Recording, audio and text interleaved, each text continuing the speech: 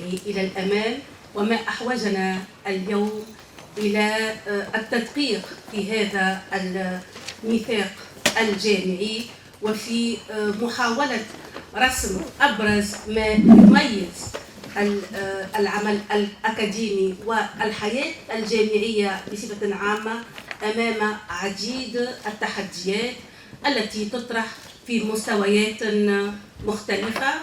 نشكر لا فونداسيون روزا لوكسمبورغ على أنها يعني تساند هذا العمل، ونشكر الجامعة ورئيسة الجامعة ونائب رئيس الجامعة وكل الساهرين على هذا العمل، سي حبيب ملاخ، مدام قمر بندانة، على يعني أعطائنا هذه الديناميكية التي سوف تتوج ب يعني إصدار كتيب يكون يعمم على الجميع. شكرا لكم، ودون إطالة أعطي الكلمة إلى السيدة جهينة غريب لتفتتح هذه المائدة المبتكرة الأولى. تفضل.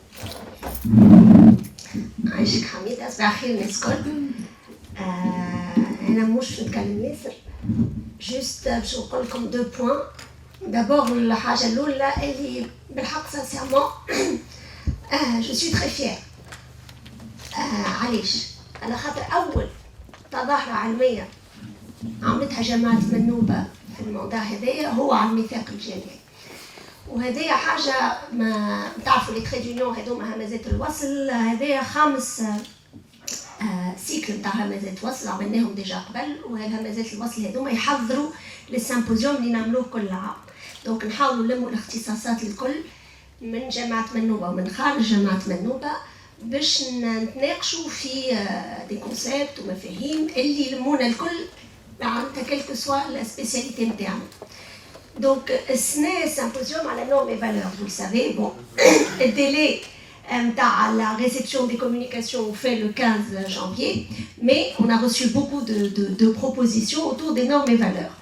Donc le fait que c'était que les traits d'union هذوما يحضرونا للسيمبوزيوم، ومن الأول قلنا شنو ينجم يحضر الجامعيين مع بعضهم باش يحكيوا على المهنة نتاعهم وعلى الأخلاقيات المهنة، غير الميثاق هذايا اللي موجود واللي جامعة منوبة باللي ريبريزونتون نتاعها qu'ils soient encore actifs ولا qu'ils soient actifs dans d'autres sphères كانوا à l'origine نتاع الميثاق هذايا.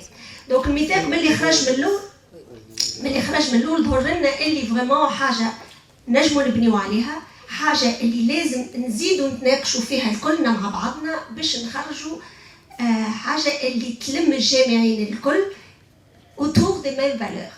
دونك الميثاق هذايا من أول مرة تقدم عمنا، والآن أون توكا حضرت عمنا ولا تقديم ونعرف اللي تو يحكي لنا. دونك سي الحبيب على الهيستوريك معناتها فريمون خدمة كبيرة باش خلطوا الميثاق هذايا. يظهر وصل توا الوقت باش نتناقشوا فيه، باش اللي عنده ما يضيف، باش اللي يمكن فما ناس عندها تعليقات، فما ناس عندها حاجات باش يزيدوا وحاجات باش ينقصوا. وانا نعرف اللي سهروا على الشرط هذايا ناويين يعملوا لقاءات اخرى. دونك انا فخوره جدا اللي اللقاء الاول صاير في جامعه منوبه، واللي باش نسمعوا لي كوليغ وباش نسمعوا الطلبه. جيسبر اللي فما طلبه دونك طلبه والاداريين باش نتناقشوا مع بعضنا على المضمون نتاع الشارت يونيفرسيتير. والدوزيام بارتي هي على البلاجيا، وما أدراك ما البلاجيا. هذا دي في تونس في الجامعة التونسية، ويظهر لي مقيد باش نحكيو فريمون كارت سور تاب. خلينا نشوفوا معناتها اش معناها، خلينا نشوفوا شنو لازمنا نعملوا باش نقصوا من البلاجيا هذا انديبوندامون لا تكنولوجي، على خاطر التكنولوجي نجموا بالغدوة نشريو لوجيسيال، اما اسكو سي سا vraiment qui va nous permettre de résoudre le problème. يظهر لي c'est une question de valeur. donc يلزم الناس الكل تفهم اللي الامتحان هذايا راهو معناتها حاجة ضد les valeurs universitaires. et on a beau le dire et le redire, يظهر لي c'est dans la pratique que on commencera petit à petit à changer cet état d'esprit. mais les jeunes et les moins jeunes على خاطر الفليو هذايا il touche malheureusement مش في تونس بركة، mais il touche des niveaux très très différents. Et c'est vraiment un fléau اللي يلزمنا الكلنا نتجندوا باش نحاولوا نبدلوا من الباس، باش نبدلوا لا بيرسيبسيون كون ا دو نوتر ترافاي لي ريسك نتاع الامتحان العلمي.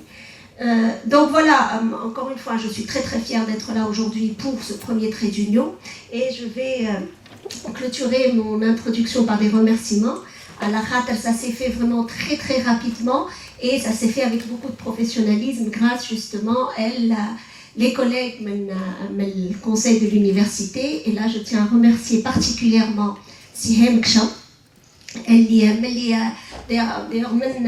من اكتوبر قلنا باش نعملوا اول حاجه باش ناخذوا الميثاق الجامعي on va le soumettre à discussion et elle a tout de suite pris le dossier pour organiser cette petite matinée dont عندنا شهر برك ملي بدينا معناها ça s'est fait assez rapidement et je pense que si on est là معناتها dans cette salle on peut estimer que le nombre est honorable. C'est grâce à Sihem, grâce à Sihichem également et grâce à Akmar qui ont réussi à mobiliser des intervenants de très très haute qualité. Donc merci à tous ceux qui ont accepté de venir nous présenter la charte et tous ceux qui ont accepté de venir discuter également. Donc merci à tous les organisateurs, merci à tous les intervenants. Ou un deuxième trait d'union qui aura lieu au mois de mars qui s'intéressera à l'éthique dans l'expérimentation. Les sciences humaines et sociales, c'est vraiment معروفة بالfaculté des lettres avec l'IPSI ou l'IST, donc l'Ulum الإنسانية. وعندنا زادة 3 institutions qui sont dans les sciences biologiques, qui sont dans les sciences expérimentales. Donc l'Institut de biotechnologie, l'École nationale de médecine vétérinaire, et nous avons l'Institut du sport également, il y a donc toute une dimension biologique. Donc nous allons au mois de mars présenter un deuxième trait d'union dans lequel on parlera de l'éthique dans l'expérimentation. Donc ce sera également une application en attendant le symposium le mois d'avril et dans lequel j'espère qu'on aura un atelier, n'est-ce pas, pour discuter également de la charte universitaire. Voilà, donc merci à tous les présents, merci à tous ceux qui ont organisé. Vous remarquerez que je combine l'arabe, le français, le dialectal. Donc, moderne. Voilà. Mais comme vous remarquerez aussi, je ne prépare pas mes speeches, donc je vous parle du fond du cœur. J'espère que ça atteint le vôtre et j'espère qu'on travaillera ensemble sur l'éthique à l'université, à commencer par ce trait d'union. Merci et bon travail à tout le monde. Merci. ملاحظين نواصل صباح الخير الناس الكل. حتى نكمل بالكومبينيزون اللي بدات بها مدام جهينه. نادر الغني نمثلوا منظمه روزا لوكسمبورغ باسم مكتب التعاون الاكاديمي خصوصا، وفرحانين ياسر فخورين باش نكونوا معكم اليوم. مكتب التعاون الاكاديمي كما تعرفوا ملي تخلق عام 2014 واستقلاليه الجامعه والدفاع عن الحقوق الجامعيه هدف من اهم الاهداف اللي يخدم عليها، ومن الاول زاد خدمنا مع جامعه منوبه، ولذا احنا فرحانين اليوم باش نكونوا في الجامعه هذه. وكما قالت مدام جهينه اللي جوستومون نقدموا الميثاق الجامعي لهنا. نحب نقول لكم اللي احنا بور سيت اني سي بريفو انه نقدموا لا شارت دون 12 يونيفرسيتي في تونس الكل، لكن مهم انه تكون البدايه لنا. ونحب نشكر زيد السيد خالد شعبان اللي بدا العمل هذايا مع بحكم الماضي نتاعو في الجامعه هذه وبحكم الصله اللي تربطه ببعض اعضاء الجمعيه التونسيه للدفاع عن الحقوق الجامعيه. ونذكر خصوصا السيد حبيب ملاخ اللي في الاسابيع الفارطه يجي للمكتب نتاعنا باش يخدم على النص هذايا تقريبا اسبوعيا، فمجهود كبير اللي يقوم به وفخر لنا احنا باش نكونوا حاضرين لنا. ونشكر الجامعه على تنظيم اليوم هذايا، نشكر المعهد اللي تنتظم فيه الندوه واللي احنا كمجموعه اول مره نحضروا فيه، ونتمناو ان تكون فرصه باش نتناقشوا على ما الحاجات اللي تهم الجامعه التونسيه واللي من المفروض تربط الجامعيين والجامعيات فيها. وي ان شاء الله تكون بدايه لان بروسيسوس مهم يؤدي يكون مثمر كما كان التعاون نتاعنا الى حد الان، لانه ادى الى الميثاق الجامعي. لكن عندنا زاد اون بوبليكاسيون اللي شفتها غادي قدام نرجع لها، وي اون بوبليكاسيون سور لي ليبرتي اكاديميك اللي خدمناها مع بعضنا، وان شاء الله المره الجايه نجيبوا منها نسخ ونزيدوا نفرقوها pour ceux qui n'ont pas eu jusqu'à maintenant.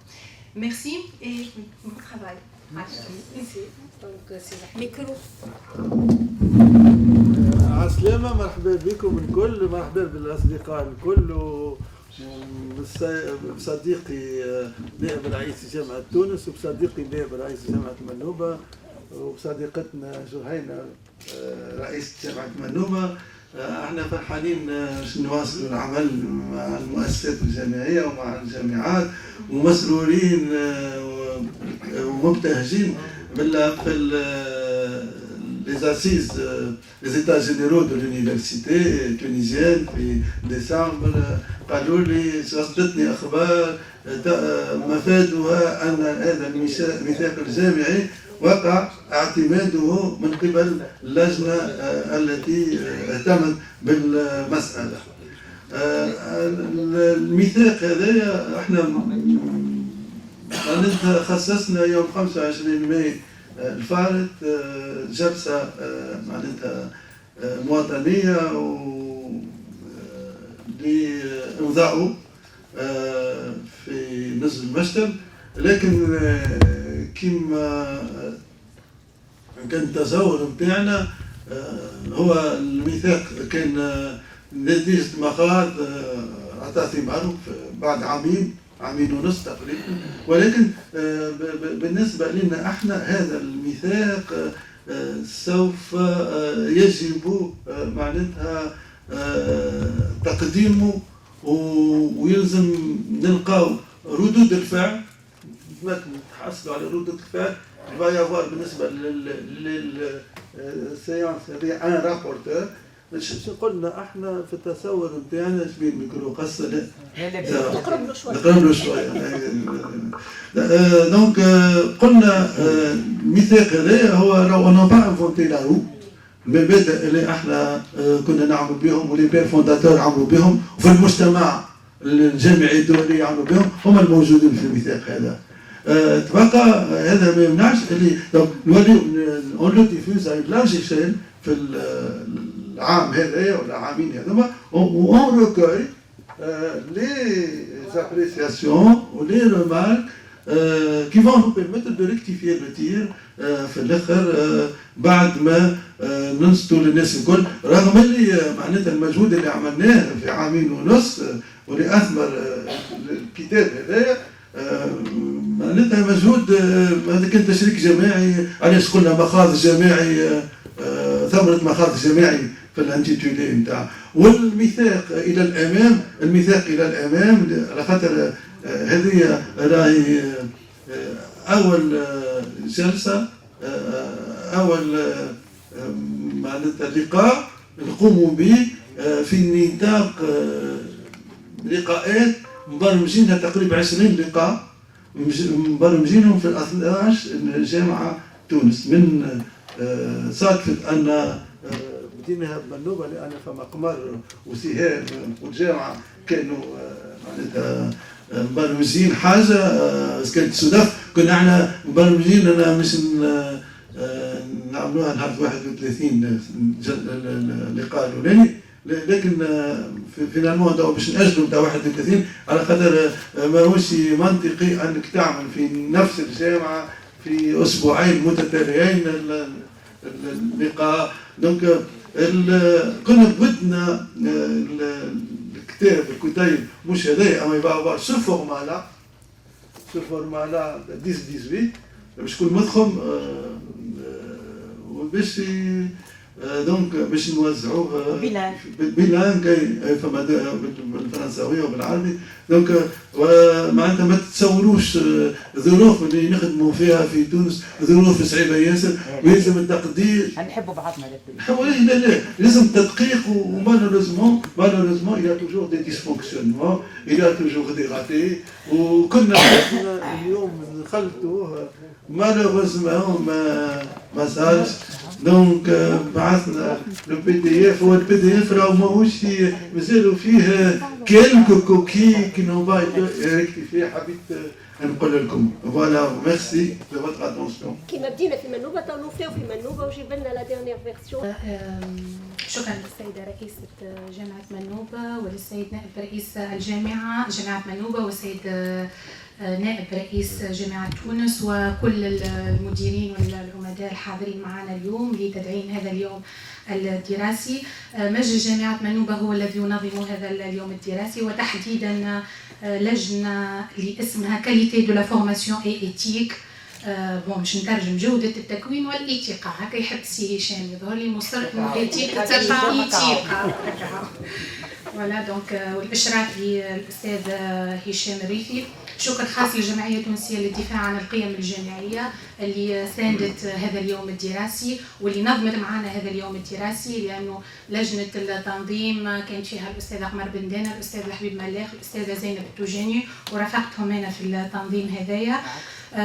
دونك روزا لوكسمبورغ شكرا جزيلا لدعمها المتواصل لمشروع الميثاق الجامعي اللي كان مشروع وظهر توا على ارض الواقع وجبناه اليوم للنقاش. انا حرصت باش ننشر نص الميثاق الجامعي النسخه العربيه والفرنسيه، باش حبيت معناتها الاساتذه اللي يجيو لهنا يكون عندهم نص الميثاق الجامعي، ما نعرفش وصل ولا لا.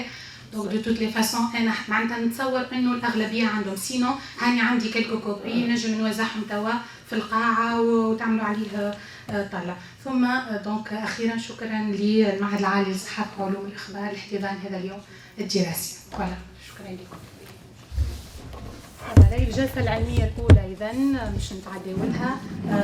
صناعه الميثاق الجامعي ثوره ثمرة مخاض جماعي، وإدارة الجلسة للأستاذة إقليعية معطلة من كلية الآداب. دونك نفتحوا الجلسة الأولى. باش نسمعوا على التوالي الأستاذ حبيب ملاخ، الأستاذ خالد النويسر، الأستاذة زينب توجاني، الأستاذة نهال بن عمار، مدام سوسن علاوي من كلية آداب منوبة، والأستاذ عبد الرزاق سياد. الرجاء الالتزام للمتداخلين بالوقت المقرر لكل تداخل 10 دقائق حتى يبقى لنا متسع الوقت للنقاش. شكرا. الكلمة للأستاذ حبيب ملاك. شكرا. Voilà, donc le maître mot qui pourrait un peu être l'emblème de cette journée, c'est le mot magique qui a été prononcé, c'est le mot trait d'union. En fait, justement, l'Association tunisienne de défense des valeurs universitaires, quand elle a pensé à l'élaboration de cette charte universitaire, c'est justement dans un esprit d'unité, dans un souci d'établir des ponts, des passerelles entre toutes les universités tunisiennes, toutes les institutions. Elle a mobilisé pour ce faire des universitaires de tout le pays, de toutes les universités, et nous avons un travail qui est un peu abouti, qui est dans ce livre Liberté académique et charte universitaire en Tunisie et ailleurs. Donc je vais vous présenter le contexte dans lequel cette charte a été élaborée. C'est un peu la genèse, c'est la fabrique de la charte, une charte comment et une charte pourquoi. Pourquoi ce sera le contexte de l'élaboration de cette charte. C'est la charte dans tous ses états, ou les états de la charte. En fait, le contexte dans lequel a été prise cette décision d'élaboration de la charte, c'est un peu le constat qu'après la Révolution, il y a eu une exacerbation de certains phénomènes qui n'étaient pas très nets, qui ne s'exprimaient pas d'une manière vraiment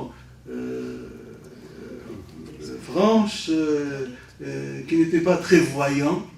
C'est des violations les libertés académiques par des groupuscules, en fonction de leurs croyances et de leurs dogmes. Ça apparaissait avant la Révolution. Il y a eu des interdictions de manifestations académiques par des groupes, inutile de les nommer. Ça s'était exaspéré après la Révolution avec les Ghazwa, Salafiyyin, Sousa, en bas de Manouba. Il y a aussi ce contexte de lourdes menaces. Ça s'est aussi amplifié à cause de quoi?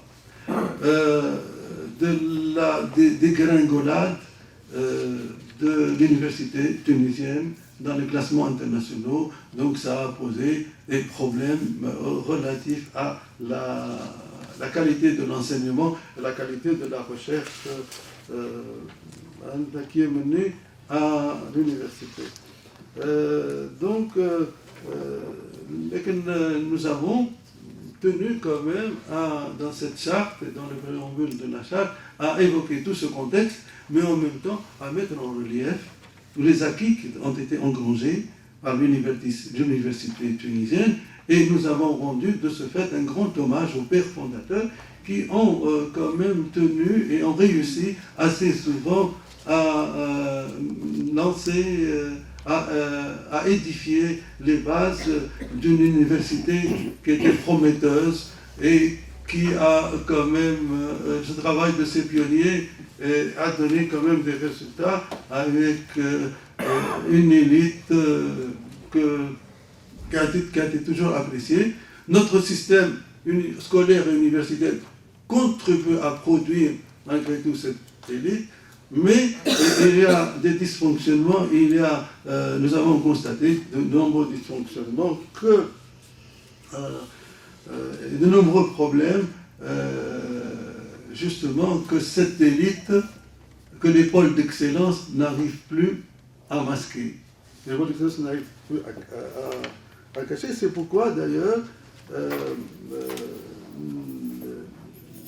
l'idée et puis l'élaboration de cette charte a été faite avec plusieurs rencontres, et oui, essentiellement des rencontres à l'université de la Manouba, Grand Tunis, ensuite à Sfax, à Sousse, à Sfax, et puis il y a eu un colloque international, voilà, pour profiter de l'expérience des autres.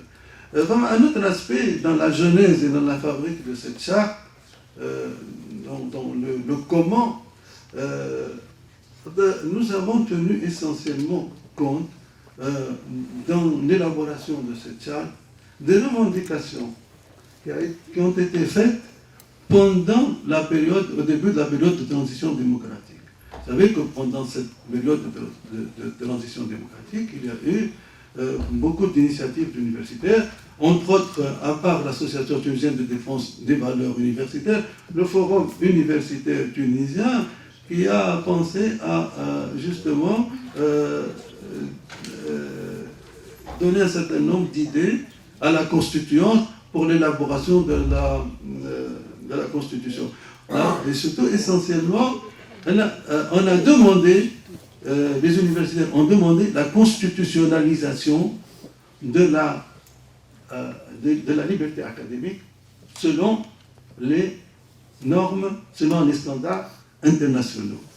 Évidemment, l'article sur la constitutionnalisation des libertés académiques est un article qui les consacre, mais en même temps, il est un peu ambigu. Et justement, l'un des rôles de la charte, c'est d'insister, de montrer, justement, d'insister sur le fait que nos références, justement, et c'est écrit noir sur blanc dans cette charte, notre référence, ce sont les normes, c'est les standards internationaux, les déclarations internationales en la matière de l'UNESCO, entre autres.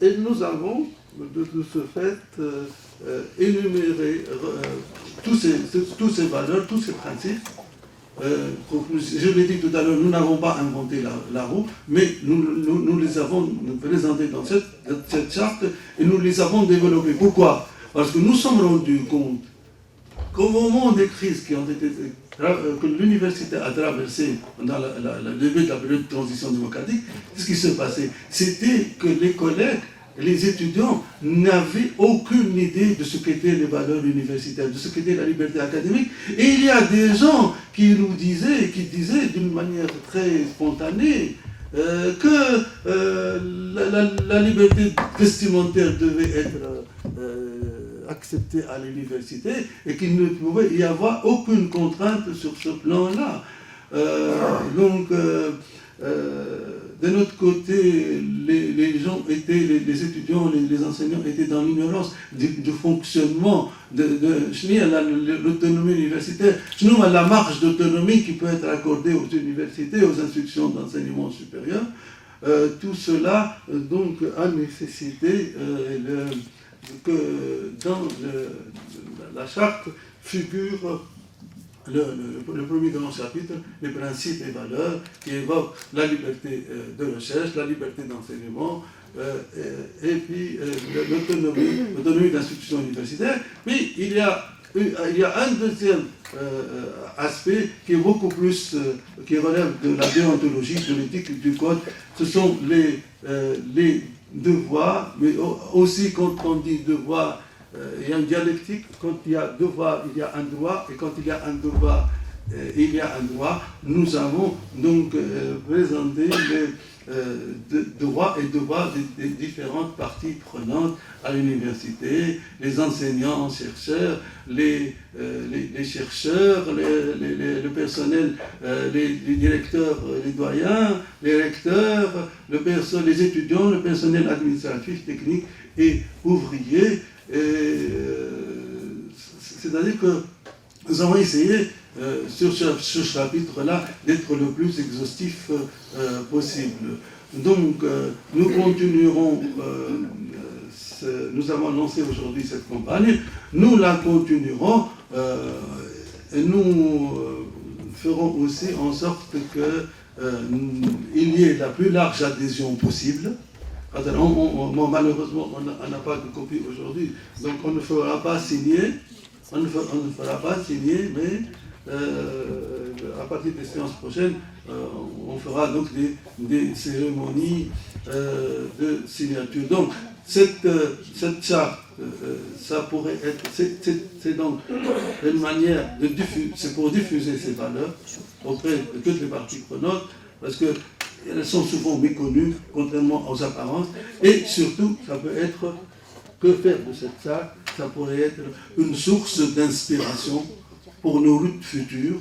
C'est ce texte qu'on doit opposer au pouvoir public, voilà, aux différents groupes qui tenteraient de violer la charte pour les dissuader de le faire. Et puis ça peut être aussi une source d'inspiration pour les prochains textes qui vont être les textes qui vont déterminer les attributions des différents organes des institutions d'enseignement supérieur. Voilà, je vous remercie de votre attention.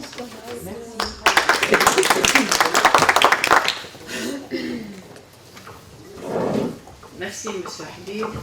Vous avez parlé de la constitutionnalisation des libertés académiques. Fondamentalement, ce que je retiens, le plus important, c'est ça, ce qui apparaît dans la charte. Et c'est sur le même sujet que va continuer M. Khaled Benouis. Vous avez 10 minutes, Sir Khaled. شكرا. إذا حتى لا أكرر الأشياء التي كان بصدد ذكرها الزميل الحبيب، سوف أعطي للمداخلة إذا بعد آخر ومقاربة أخرى في إطار يعني كيف ستكون الجامعة بدون حرية أكاديمية وبدون استقلالية الجامعة. يعني انطلاقا من معنى الحرية الأكاديمية ومن القيمة التي تمثلها. إذن هي في الأصل قيمة ومبدأ مبدأ بالمعنى الأولي للكلمة، يعني بدونها لا يمكن أن تبدأ الأشياء في الجامعة. إذن هي قيمة مبدئية، وهي القيمة المحورية التي تتجمع حولها بقية القيم. ثم أن الحرية الأكاديمية لها لازمتها سون كورولير اللي هي استقلالية الجامعة. الحرية الأكاديمية هي عادة بالنسبة للباحثين وبالنسبة للمدرسين، وبالنسبة للطلبة كذلك الباحثين، لكن بالنسبة للمؤسسة الجامعية نصبح نتحدث عن استقلاليتها، وذلك هو يعني طابعها وهويتها الأكاديمية. على جميع الأصعد يعني استقلالية، ينجم يكون هذا موضوع مستقل معناها لندوة أخرى، كيف نتصور استقلالية الجامعة بالنسبة للتصرف المالي والإداري، بالنسبة لصياغة البرامج تدريسا وبحثا، بالنسبة للتنوع الذي يجب أن يتوفر إذن في الجامعة، يعني يجب أن تكون بين الجامعات، يعني يجب أن تكون أجزاء الجامعة التونسية اللي هم الأجزاء الموجودة اليوم 13 كل واحدة تكون عندها خصوصية إلى جانب معناها الأشياء المشتركة، يعني من حيث التكوين ومقاربة البحث والمدارس البحثية وغيرها. يمكن إذن أن يتطور الأمر إلى يعني حصول استقلالية من هذا النوع أيضا، وحتى بالنسبة لطريقة الانتدابات، سواء بالنسبة للطلبة الدارسين أو بالنسبة للمدرسين الباحثين والباحثين. إذن استقلالية الجامعة مثل الحرية الأكاديمية هي شيء ضروري لكي تكون الجامعة جامعة، وبالتالي هاتان القيمتان، قيمة الحرية الأكاديمية واستقلالية الجامعة، هي تعطي نوعا من الحصانة بالنسبة للجامعي وبالنسبة للجامعة، حصانة إلى درجة كونها تجعلها سلطة، وهي سلطة بالفعل لأنها سلطة معرفية، سلطة علمية، ولأنها تنتج المعرفة وتضيف إلى المعرفة المتراكمة عبر تاريخ البشرية، أي أنها تنتج وتعطي العلم الذي هو الأقرب إلى الصحة وإلى الحقيقة وإلى الواقع. فهي مخبر إذن لتحليل إذن المجتمع وتحليل الاقتصاد وتحليل الفن وتحليل السياسة وصنع الحقوق والواجبات. كل هذا يدرس إذن في الجامعة انطلاقا من بحوث. والسلطة خاصة حينما تكون سلطة استبدادية تتوجس دائما خيفة وترى في كل هذا أشياء مكروهة، لأن الجامعي والجامعة تقترب أكثر ما يمكن إلى الحقيقة وتصف الواقع كما هو يعني بموضوعية، وفي حين أن الواقع والحقيقة والموضوعية بالنسبة للمستبد هو شيء سيء، والحقيقة يكرهها إذن النظام المستبد. وبالتالي الجامعي المبدع، الجامعي المفكر، الجامعي المعقلن والمعقلن يعني يجد نفسه في تصادم ضروري مصيري مع السلطة المستبدة، سواء كانت استبداد ديني أو استبداد مدني أو استبداد عسكري. دائما يعني يلصقون بكل ما يجب أن تنتجه الجامعة ألقابا هي من نفس التركيبة بالنسبة بالأحرف. الإبداع يولي بدعة، العقل يجب عقله يعني يجب اعتقاله، الفكر كفر. وبالتالي لأن الإبداع والفكر هو منوع ومتعدد، والاستبداد يحتكم إلى الرأي الواحد للفرد الأوحد، فإن الصدام إذن هو مصيري وضروري بين الطرفين. والجامعة التونسية عايشت إذن هذا الواقع لمدة طويلة في ظل إذن الأنظمة والحكومات إذن المستبدة المتعاقبة إلى حد اليوم. ثم النقطة الثانية التي تحرج السلطة إزاء الحرية الأكاديمية وإزاء استقلالية الجامعة هو أن الجامعي هو أكثر الأصناف الاجتماعية المهنية اتصالا بالخارج وتحدثا إلى الخارج من خلال إذن الملتقيات والندوات إذن الدولية، ويمكنه إذن أن يتحدث عن واقع الأشياء إذن في بلاده ويصدع بالحقائق عن ممارسات النظام في المحافل العلمية، لكن أيضا في المحافل النقابية والسياسية. هذا لماذا أيضا الأنظمة المستبدة تخطط لضرب إذن الجامعيين النقابيين، لأنه بالنسبة للمثال التونسي أنا عايشت يعني المرحلة ما بين 1999 و 2011، يعني على مدى 11 سنة معناها تقريبا 2010 حتى ديسمبر 2010، يعني التي أصبحت السلطة لا تعترف بالنقابة وتحاول أن توجد يعني نقابات موازية لها. والنقابيين في ظل الاتحاد العام التونسي للشغل تقدموا شكوى ضد الحكومة التونسية يقدمها الاتحاد العام التونسي للشغل بخصوص يعني التمثيل النقابي في تونس وبكل ما يعني يمثله التمثيل النقابي بخصوص الحريات الأكاديمية وغيرها. وكان هناك إذن صراع، وكان هناك ملف يعني وقع إعداده، وأذكر الزميلين اللذين يعني قام بإعداد هذا الملف هما سمير الطيب والأخت المرحومة سعاد السلامي موسى، اللي أعدوا هذا الملف وتوليت أنا الدفاع عنه لدى الأوساط النقابية العالمية في المؤتمرات الدولية. ثم يعني النقابات الدولية للتربية الانترناسيونال دو ليديكاسيون هي التي نقلته إلى المكتب الدولي للشغل، المنظمة العالمية للعمل، التي يجتمع فيها يعني الأعراف والحكومات ويجتمع فيها النقابيون. هذاك علاش قلت فيها بعد نقابي وسياسي، يعني فيها يقع فضح ممارسات النظام. وهذه المؤسسات الدولية هي التي كانت تهرسل باستمرار إذن الحكومة التونسية لكي يسترد الجامعيون يعني حقوقهم النقابية وحقوقهم الأكاديمية.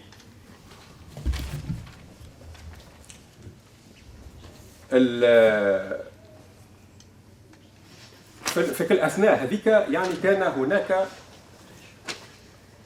منع شبه منهجي للأبحاث التي تريد أن تكون حرة وللدروس التي تكاد أن تكون حرة. وعايشت في كلية النوبة يعني أن أساتذة يقع استدعائهم من طرف العميد ويقع تذكيرهم بأنهم خرجوا إذا عن المتن، عن يعني موضوع الدرس. وعاينت كذلك أساتذة باحثين في الجغرافيا يعني من الاختصاص الذي أمارسه، خاصة وأننا نحتاج إلى الأبحاث الميدانية.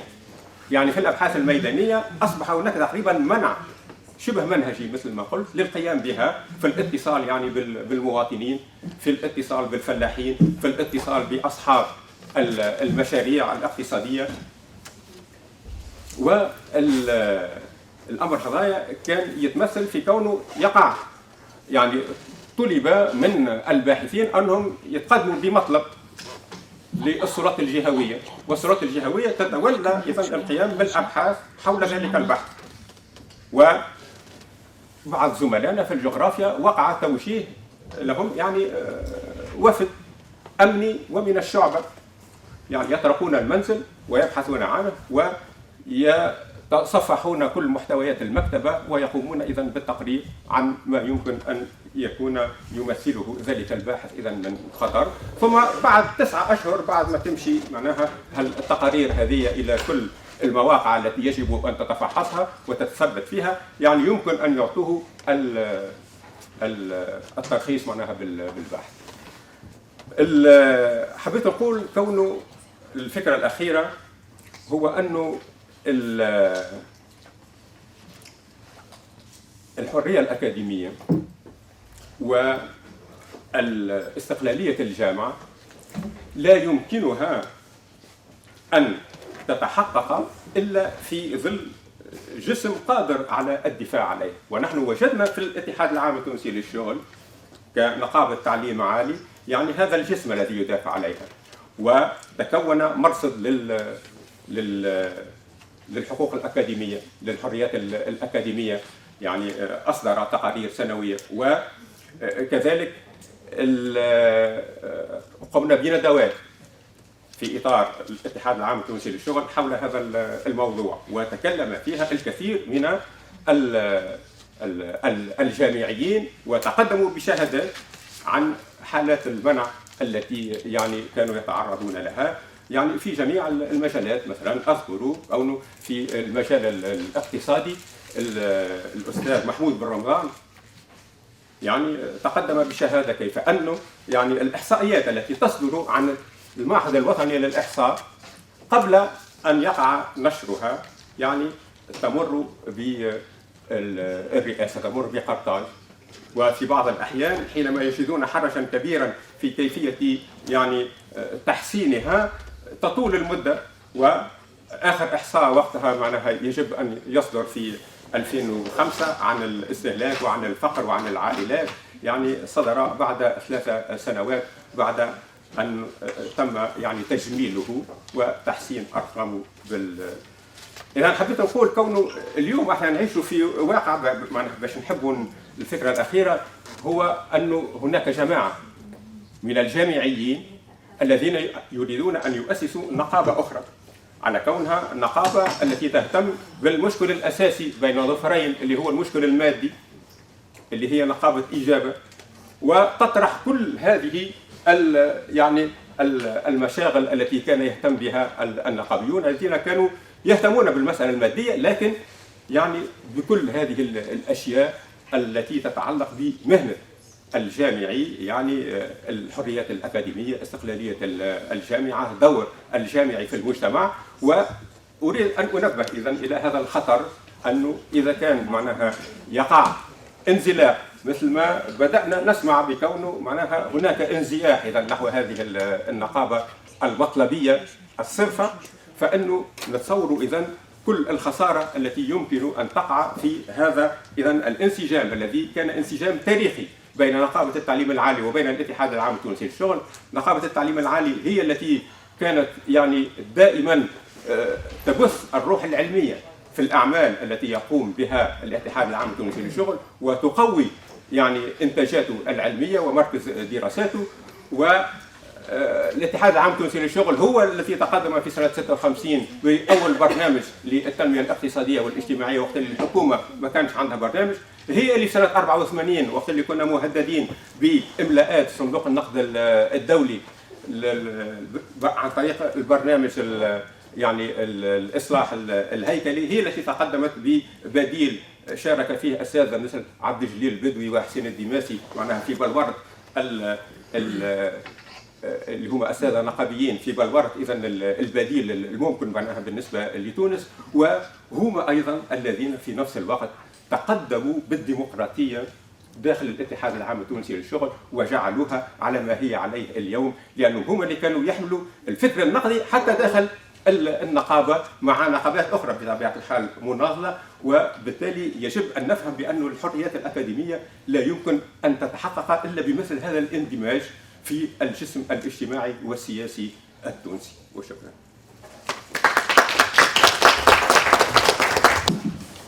الكلمة الآن إلى السيدة زينب التوجاني التي ستحدثنا عن منزلة الطالب في الميثاق الجامعي.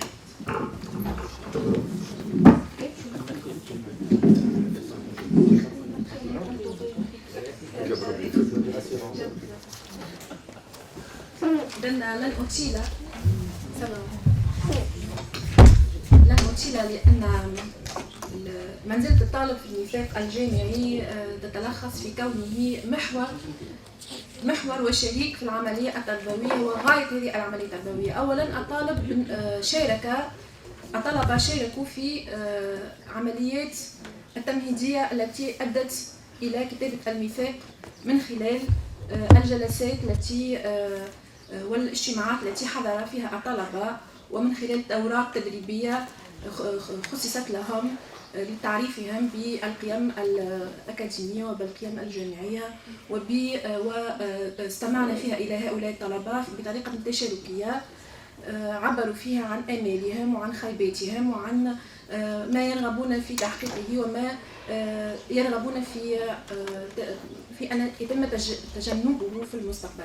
هذا من جهة. بالنسبة إلى الوثيقة التي طلب إلي أن أتحدث عن منزل الطالب فيها، اعتبر الميثاق الجامعي الطالب محور العملية التربوية شريكا في هذه العملية، واعتبر أن العملية التربوية والفضاء الجامعي مجعول لخدمة هذا الطالب، ولكن أي طالب خصص الميثاق الجامعي مهمة هذه العملية التربوية على أن تنتج طالبا مفكرا ناقدا ومبدعا. وتم التأكيد على هذه القيم، على أن العملية التربوية يجب أن تؤدي إلى أن تكسب هذا الطالب الملكة النقدية، وألا تجعل عملية التربية مجرد نقل معلومات، وأن هذا الطالب هو مجرد وعاء لهذه المعلومات. الطالب إذن بالنسبة إلى الميثاق الجامعي هو مشروع لخلق ديناميكية في المجتمع ولخلق ذات مبدعة ناقدة مفكرة ومساعدته على ذلك. يعني بالنسبة إلى الميثاق الجامعي العملية التربوية لا تهدف فقط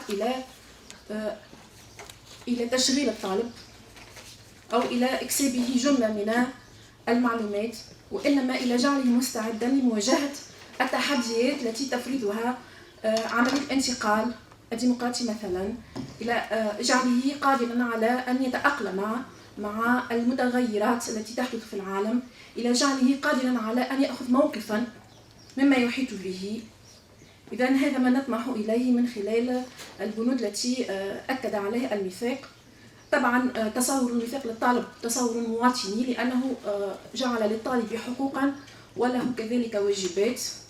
فالجامعة كما تصورها الميثاق بالنسبة إلى الطالب هي مجتمع صغير يجد فيه الطالب مجموعة من الحقوق، ولكن أيضا ترتبط بمجموعة من الواجبات.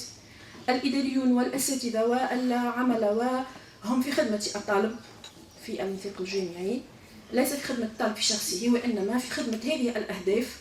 إذن هذا الفضاء هو في خدمة هذا المشروع، مشروع هذا المجتمع الذي نوده أن يكون قادرا على مواجهة التحولات التي تفرضها عليه، التحولات التاريخية المفروضة عليه، وخاصة التهديدات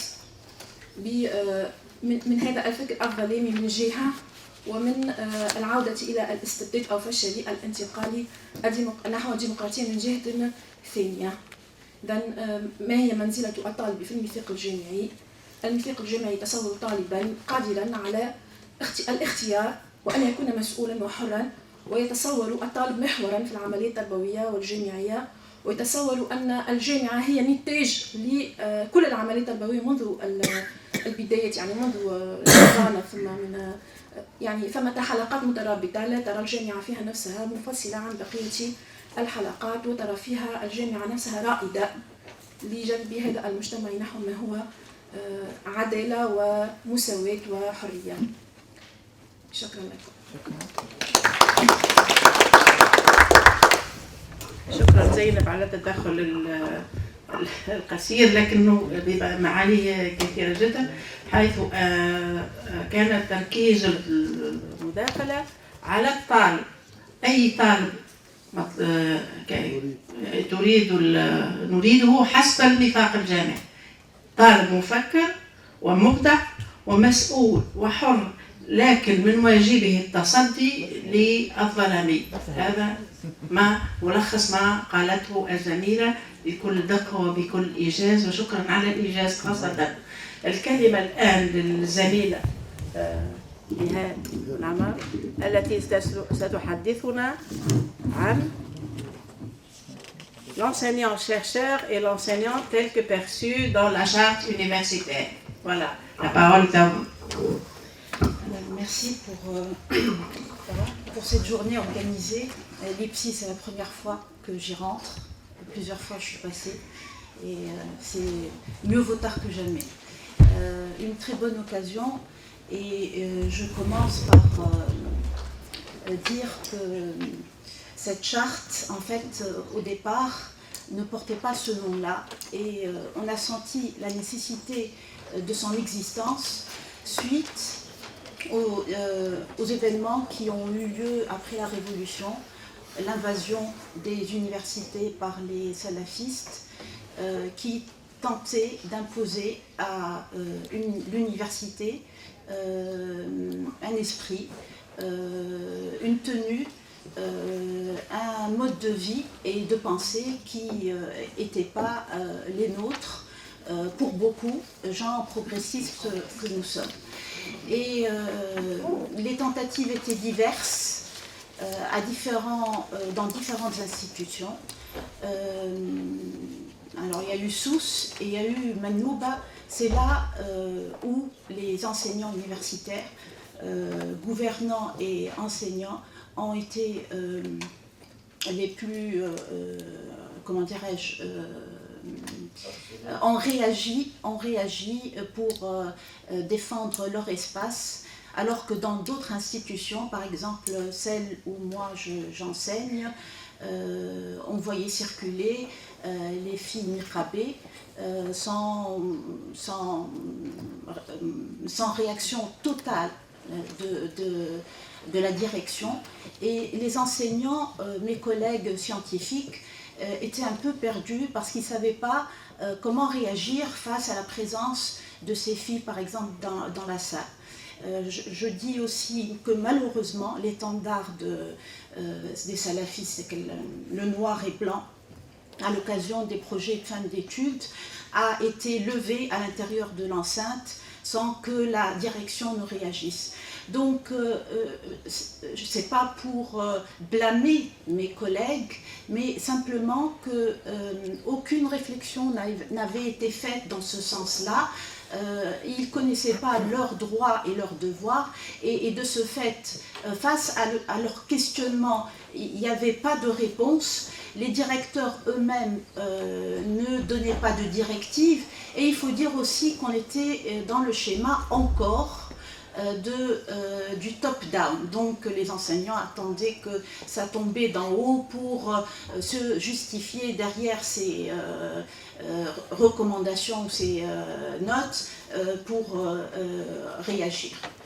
Et donc il y a eu un nombre de choses qui ont fait que, et les procès donc, successifs de l'affaire de Sia Habib Qasdarli, donc qui ont fait qu'on a senti, nous, au départ on était un cercle de soutien à ce procès-là, à notre collègue et confrère. Et je me rappelle, c'était à l'occasion d'un des procès qu'on était à la suite revenus à la faculté de Manouba et on s'était rassemblés dans la salle en bas à côté de la buvette, je ne me rappelle plus de son nom.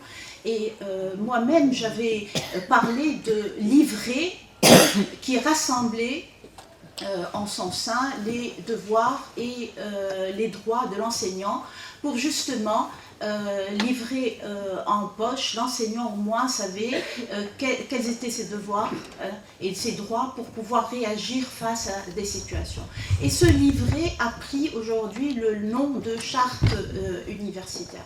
Donc depuis 3-4 ans qu'on y travaille, on a commencé par des colloques sur les libertés pédagogiques pour arriver à la charte pédagogique.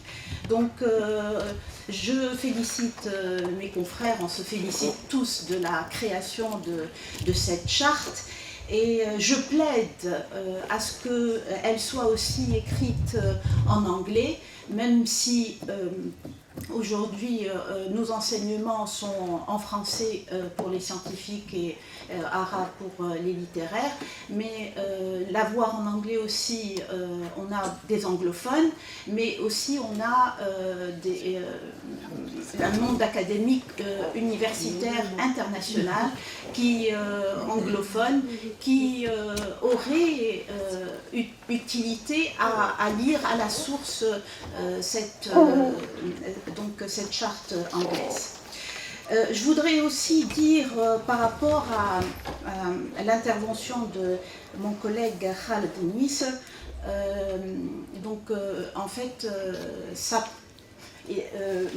ne voulant pas reproduire ce qui a préalablement été dit, vous avez compris que sa casquette syndicale a pris le dessus et il nous a parlé de syndicats. Nous avons voulu que cette charte soit à égale distance de tous les syndicats. Elle est comme pour dire apolitique, elle est asyndicale. On ne réduit personne ni ne glorifie personne, entité j'entends, par rapport au combat. C'était utile de faire, mais aujourd'hui on veut que cette charte soit pour tous, reconnue par tous, syndicalistes ou non syndicalistes, de ce syndicat ou de l'autre, parce qu'après tout, aujourd'hui c'est la démocratie et la pluralité des syndicats comme des partis, comme des pensées, fait la richesse du pays. Donc vous avez tout de suite vu et compris qu'au sein de cette association, par rapport à ce point-là, on diverge, mais la charte, nous la voulons asyndicale pour représenter l'enseignant, l'espace universitaire et l'étudiant, ainsi que l'administration, qui évidemment doit être aussi neutre. Alors, je ne vais pas reproduire ce que vous allez certainement lire quand vous allez avoir la copie de cette charte entre les mains, et vous l'aurez. Je vais simplement rappeler que ce livret, donc là, reprend, et ça mon collègue Habib Malek l'a dit, les principes et valeurs de liberté académique, autonomie de l'université et bonne gouvernance. Je voudrais rajouter par rapport à la gouvernance que l'article de loi constitutionnalisé par rapport aux libertés académiques ne parle pas de liberté et d'autonomie de l'université. Ça a fait peur, et je m'en rappelle pendant l'écriture de la Constitution, aux constituants, que de dire on va créer un État dans l'État quand les universitaires vont être autonomes. C'est comme ça qu'ils l'ont vu et c'est pour ça qu'ils l'ont réduite.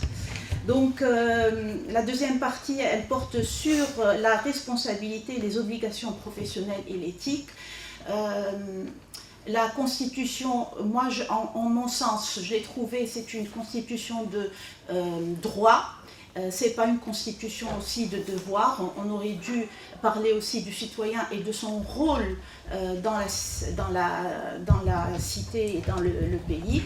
En tout cas, ici, la charte reprend les droits et les devoirs professionnels et administratifs, éducatifs, en tout, quoi.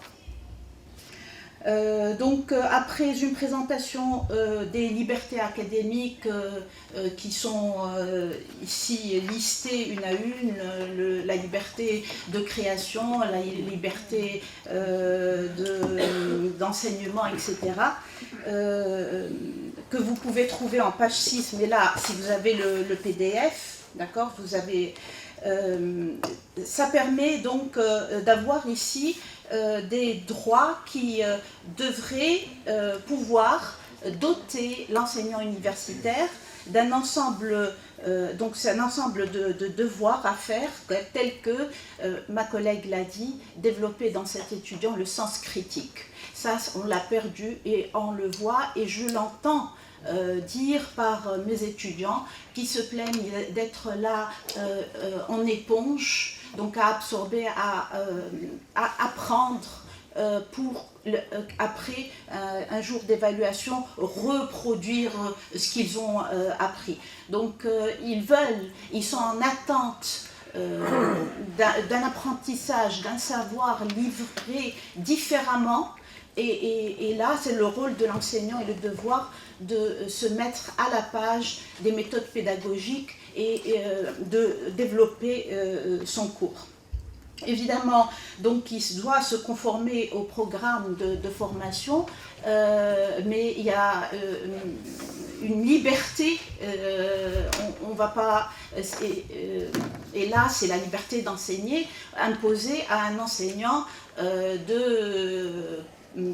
d'enseigner comme ci ou comme cela. Bon, le temps m'est très court, elle me rappelle qu'il me reste 1 minute, qu'est-ce que je peux dire en 1 minute? Donc notre rôle aujourd'hui, on le voit, puisque beaucoup de nos collègues sont absents de l'espace universitaire.